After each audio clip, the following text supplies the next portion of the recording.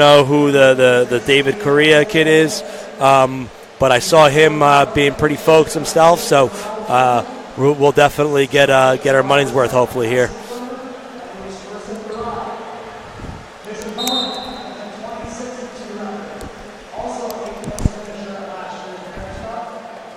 Okay, so Daniel Alexander, he's from Fordham Prep. He's got 19 wins and 6 losses right now for the season. Impressive trajectory from last year where he took an 8th place finish at the Mayor's Cup. Bless you, Mike.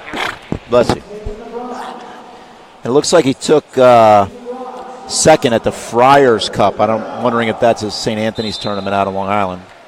Could be Chaminade. It could be Kellenberg. I don't know how many Friars there are. Yeah, there's a lot of them, I guess.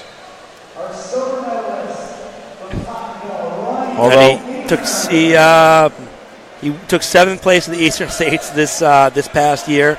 That's Terry Adams. Yep. Excuse me, the fan blew this. Yeah, Fordham just took what I would say is not a great shot. Too far away, kind of a dive in at the leg.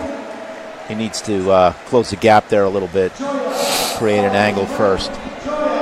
He's really pushing that. He's Iranian collar tie with that left hand. It looks like he's a left leg lead, left collar league.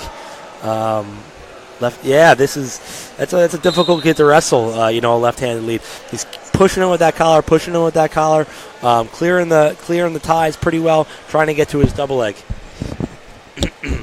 He's coached by Coach Sashon and Coach Phil Squatro. He took first in the Uncommon Invitational and first in the Lindenhurst tournament. He's 26-2. David Correa is on the year. And John, I don't know that you remember what it's like. I'm vaguely remembering just the feeling of going to another town's high school gymnasium, walking into it, and fighting a bunch of other kids all day just to come out as champion, or at least having the privilege to come out as possible champion, being in the finals. Getting done with the semifinals, not having to wrestle the wrestlebacks and go through the headache of doing that. So in that, both these guys should feel really good about just being able to get here. It's a great day for them. It should be memorable. Absolutely, and they should definitely have fun with this. It's a big stage. You're on a Facebook broadcast. They should have a lot of fun and be proud of this. Right now, the Fordham Prep wrestler to me seems a little bit timid. I think he needs to get a little more confidence in what he's trying to do and stop the kind of dive shots versus what I saw him do in the semifinals. Yeah, that's right. You know what I mean? It changes though. You get in the finals, the crowd gets a little bit bigger, the mats get a little bit tighter. But yeah, his hands keep coming up both at the same time. I think he's got to do a better job at dropping his head, dropping his hands. That'll give a better reaction time to his reshots. Fighting inside, keeping head position, not just diving in like that, trying to create an angle. But, who are we, John? It's 0-0 right now. Yep. I don't have a Mayor's Cup title to my name. I wish I did.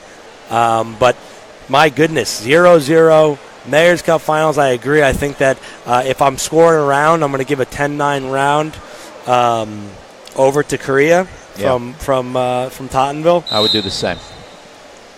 Now let's see what Fordham can do on the bottom. What Dan Alexander can do on the bottom. You can't get ridden. You got to earn your escape. Yeah, he's David's had a good one-on-one there. He's got a good one-on-one. He's got his hips covered. It's going to be hard to keep him from getting back up. He is working to his base now, but you can see Correa's doing a good job at staying below the arms, not so much at this point. He gives that escape.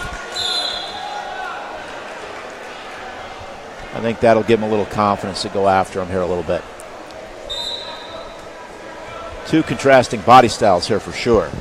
Yep, that is right. And that's the best thing about wrestling, is there is no body type, there is no skill set, there are no redeeming qualities or characteristics that make one wrestler better than the other. It's not basketball or football where you need size and stature and weight to be able to be successful. I mean, you can be any size, any length. I mean, for goodness sakes, Anthony Robles There you know, this guy's got one leg. He's the best 125-pound wrestler in the country when he was competing for Arizona State University. Yeah.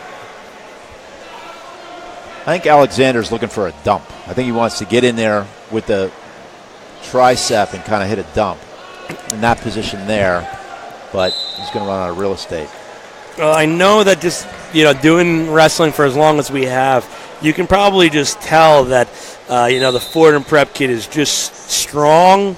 I bet his ligaments and tendons are smaller and tighter than others, and just means that, his grip is probably relentless, and, it's probably hard to get a run around if he grabs your legs because you can just pull it in with everything. He's got a good hook right now, but he looks like a terror to wrestle. Yeah. Diving in on that leg. But neither guy is doing a good job at moving laterally. They're going back and forth, back and forth like fencers. I think they have to get some lateral angles in their attacks in order to be able to really finish the score. Yeah. Hands and feet. There's the dump I thought was coming. He calls it. He calls it. That's why they called him the Godfather, ladies and gentlemen. Well, let's see if he can finish it here. He's got to step over that left leg. But even so, he's going to have that's two now. He's sitting on his butt right at the end of the period. That is. They didn't give it. They didn't give it. That's a bad call. I think Coach, I call him Coach because I knew him as a coach, but referee Favell disagreed with that. But it's not his call. Okay. Keep him wrestling, I guess. Yeah. The ball's not going to lie, as they say. Throw it back over, and we'll see where I put it. Yeah. If I were the Fordham Prep coaches, I would have been out of my chair. I think so, too. I think that was a 2-point takedown without question. But he's got to get his shoulders high here. It's like Correa's got a cross-face cradle attempt that he's trying to get to. Trying to scoop that leg, left hand across, trying to get in. That's a stalemate. Okay. Yeah, that's a good call. That's all right. Let's get him back to a position that's not tricky. It's 1-0 right now. Fordham Prep, I thought he should have had a takedown. It should be 3-0. We're tied up. Now it's 1-1, so we'll see how this goes. Good single leg, good to a double leg. And there you go. Now we got 1:16, so there's plenty of time. I think we'll see the action pick up here a little bit. Alexander's got to get to his feet within this 16 seconds, and we'll have a takedown battle at the end. Yeah, it's Correa. He's long and strong. Yep. He's going to head into the rib cradle. I haven't seen that since the third grade, but I scored a lot of takedowns, a lot of pins with it. When you're built like Alexander here, he needed to fire up to his feet. Yeah, that's right. He had an opportunity there to fight that hand and explode back up to his base to be able to get away, and you got to be able to execute on that. So now we're down to 40 seconds. He's going to run him out of bounds. You could call, maybe not a stall call, but had they been another foot in and they went out of bounds, I would have looked for it. Yep, you have to attempt to stay on the mat. Let's see what he does here.